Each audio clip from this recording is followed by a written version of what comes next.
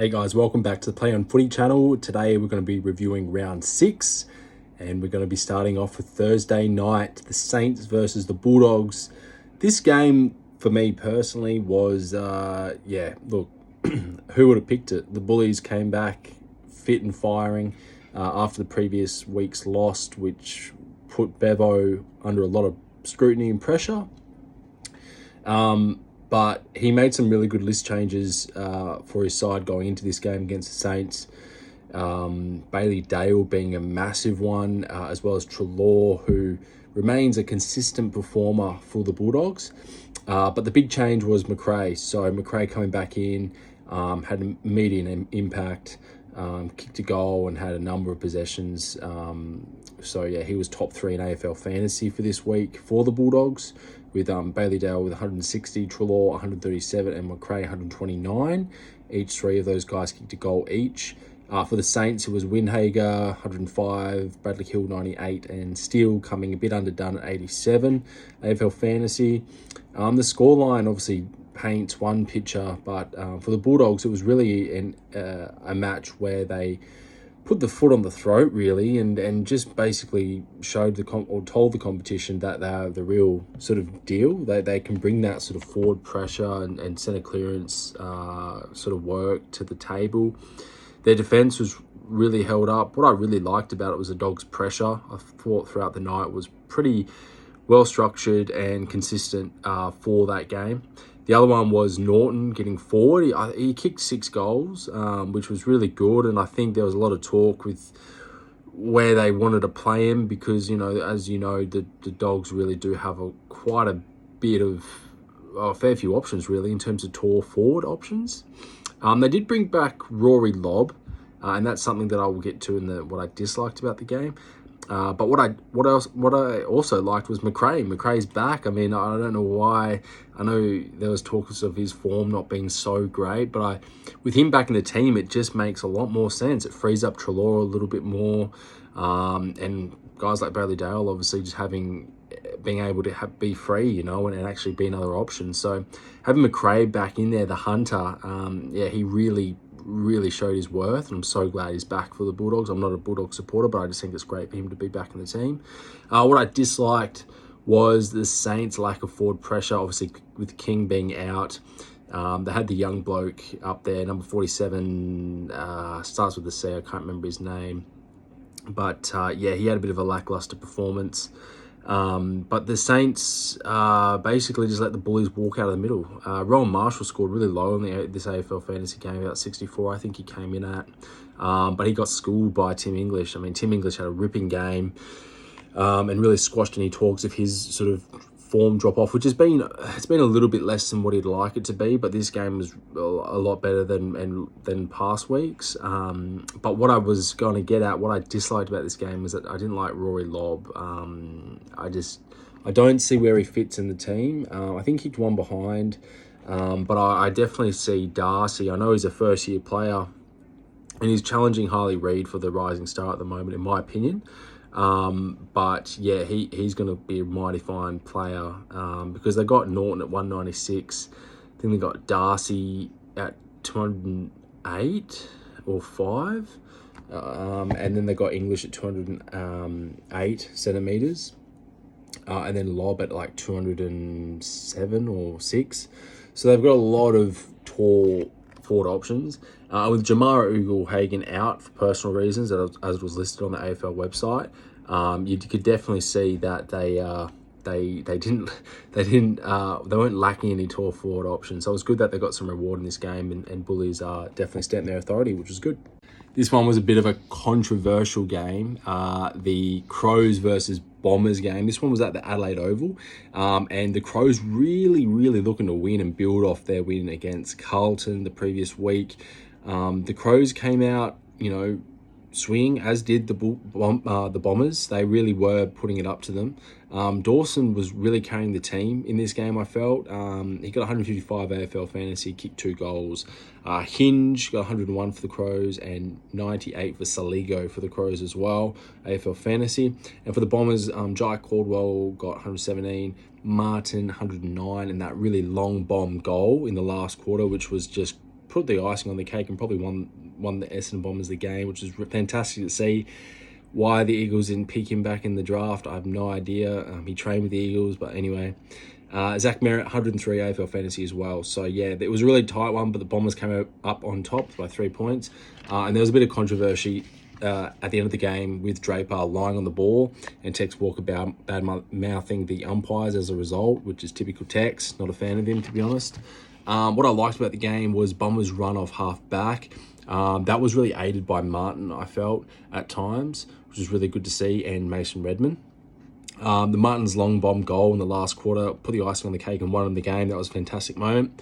And what I also liked was Dawson fighting and carrying the team as usual. 2 goals in this game, and unlucky he didn't get the win for the Crows. What I disliked was the Crows missed opportunities. The person I'm referencing here, as well as Crows being selfish with the ball, is mainly Josh Rosselli. There was just times where he, missed a mark in the last quarter, which could have been another opportunity to score a goal inside 50. And yeah, he doesn't lower the eyes, and he just bombs it long and hope of, A, kicking a goal, but B, just trying to, just not using the football as effectively as he could, which was pretty evident and sad to see. And the next thing I disliked about this game was Tex bad-mouthing the umps. I'm not a very good lip reader, but it didn't look good.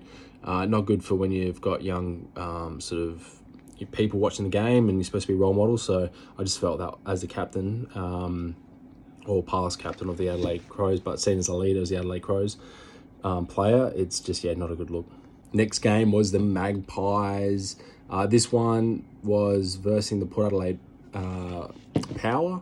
So this one was actually at the MCG. Big game for both teams, I felt. Probably more so for Magpies to obviously get a bit of momentum and win under their sail, so to speak. But 123 to Port's 81. Magpies, basically were just, I'd like to say, sort of got themselves to a point, especially at half time, that they could build back what they had given up Port.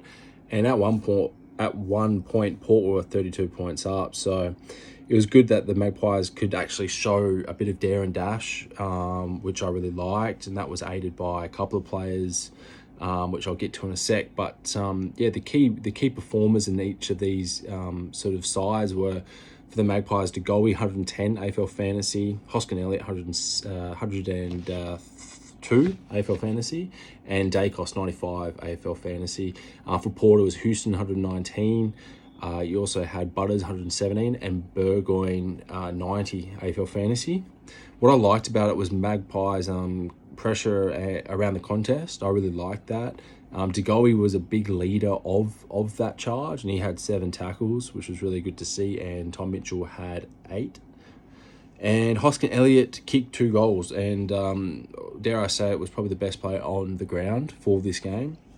What I disliked about it was Rosie went missing, especially after that big game the previous week where Rosie really stood up.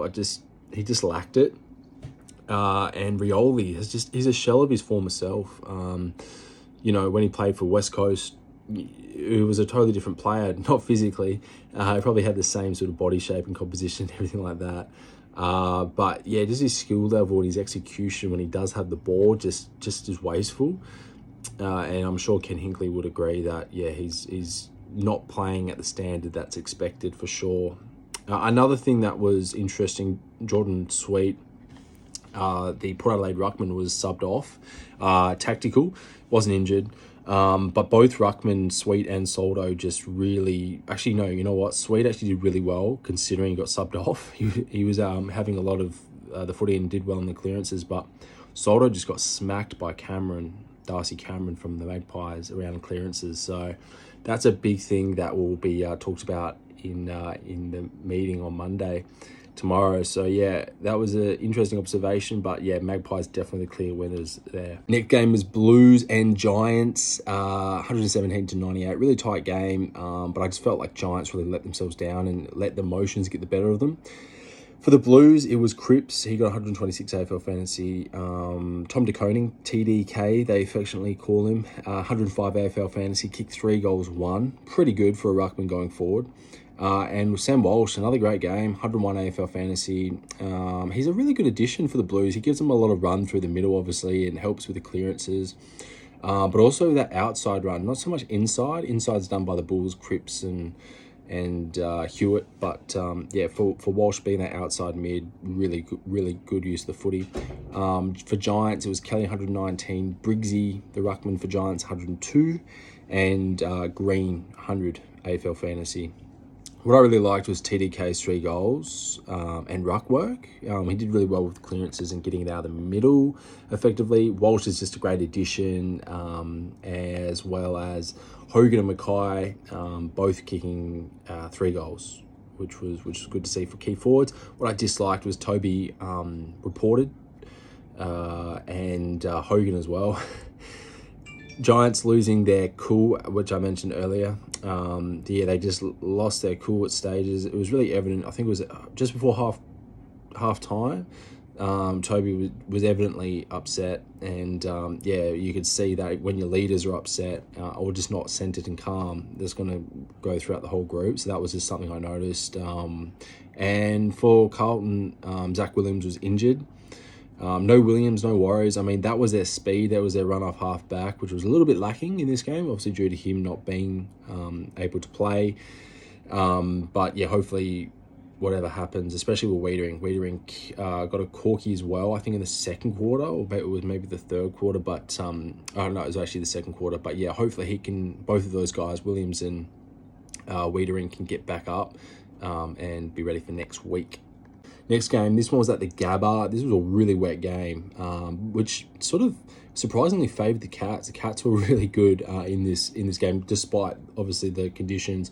Lions 37 to Cats 63. The Cats got the chockies. For AFL Fantasy, in the top 3 players for each of these teams, I'll start from the Lions. Zorko 127 AFL Fantasy, Berry 117 AFL Fantasy, and Dunkley 90 AFL Fantasy. For Cats, it was Brian Myers 96 AFL Fantasy, Tanner Bruin 95, and Holmes 91. And what I liked about it was Cats poisoned the wet. They looked really calm and collected, moving the ball. Even though it was like just absolutely pouring down rain, and you could see the ball was just like basically a bar of soap at times. Holmes is actually a ball magnet with 24 touches, and Tyson Stingle kicking 2 goals as well, which was really good. I think he was the only forward that actually kicked 2 majors in this game. What I disliked was Stewart's concussion. I think it was before halftime. It looked pretty sickening when, I can't remember who he crashed into. It was a Lions player, but he just went basically boom straight into the player's back. And he was just knocked out cold, so he missed that game after that. Pretty straightforward. And Cameron was missing in action. Charlie Cameron just went MIA. So this game, you would not be happy with this game. To be honest with you, I put a note down here, the whole Brisbane forward line went missing. They fell asleep. And it's pretty evident as Geelong's small forwards got to work. Tommy Hawkins and Cameron were quiet, but I think it was like, apart from Stengel, Brian Myers obviously had a good crack, as well as Tanner Bruin and all those guys. So yeah, it was an interesting game, that one. But Cats sitting pretty on top of the ladder at the moment. Now the big one, Derby 58. Wow, this has got to be the biggest shock of a game I can remember. I really cannot remember an AFL game that has been. Even beforehand, it was... look, I'm an Eagles fan. I'm a self-confessed Eagles fan. But I did not imagine that would even win the game, but especially by 37 points. I mean, I had no idea. I don't think anyone did. My tipping, as you can imagine, is pretty skewed this round again. Just totally down the drain. But yeah, I'll go through a couple of players that did well in AFL Fantasy. So Kelly for the Eagles, 108. Waterman, 94. He kicked 5 goals. Duggan, 89. And then for Freo, Sarong, 107. Jordan Clark, 96. And Darcy, 94. He came back in the ruck, which was good to see. What I liked was Waterman's 5 goals. Yo winning the Ross Glendenning medal. To come back like he has this season has just been phenomenal. So happy for him. And Harley Reid kicking 3 goals and taking the Specky was just fantastic. I think it's great for the game. And yeah, he's a person you can build, a club around. He is just fantastic. plays with such a great freedom and confidence. So it's great to see. What I disliked was Freo's pressure and around the contest especially. The Darcy-Jackson duo needs, I think, a bit more work. I think Jackson kicked 2 goals this game, but I just don't know how that's going to work going forward. You know, is a 2-ruck combination gonna work going forward? I'm not convinced at this moment in time, I must say. And the Freo's backline was exposed as well. So apart from Jeremy Sharp's really good goal, basically I think it was in the second quarter from the boundary, which is phenomenal on the run. There wasn't many highlights from Fremantle this game. So yeah, Chockies went to West Coast, great win for the club. Only up from here really, and it's really exciting to see that we're getting some continuity and reward for hard effort, and some small wins that are amounting to obviously an actual win, which is good to see. And we've got Sunday footy. This one was for Grundy's Toronto. This was at the SCG, Swans versus the Suns, 110-57. Swans won this one pretty well, convincingly, I'd say. Grundy did 142 on AFL Fantasy, so very good job to him. Heaney 113 and McInerney 103. And for Suns, the usual suspects, Flanders 126, Witts 114, and Fiorni 103 AFL Fantasy. What I liked about it was Grundy's run at the game. He stood up really well, won the contest in the centre clearances really convincingly against a taller Witts. Heaney kicked a goal and got 28 touches, and Swans have A-grade ball movement. It was pretty evident. Having seen the Eagles play them the week before they had the bye in Adelaide, seeing Swans ball movement in this game compared to when we versed them, majorly improved. A lot more confidence as well with it. What I disliked about this game was the Suns weren't really physical, and I think Dimmer's going to be really hard on them for that. King needs to basically stand up a bit more. He's only kicked 2 goals in this game. But he really needs to, put himself, put his hand in the fire and actually take some risks. And Suns just need to be cleaner with their ball use. There was a lot of easy turnovers that were pressure-based from the Swans. Every contest, there was just Swans at every contest. So I think the Suns will definitely go into this week's meeting and definitely talk about those things because, the Swans really killed them in that side of things. And the last game of the round 6, was the Spoon Bowl. This one was North Melbourne versus Hawks.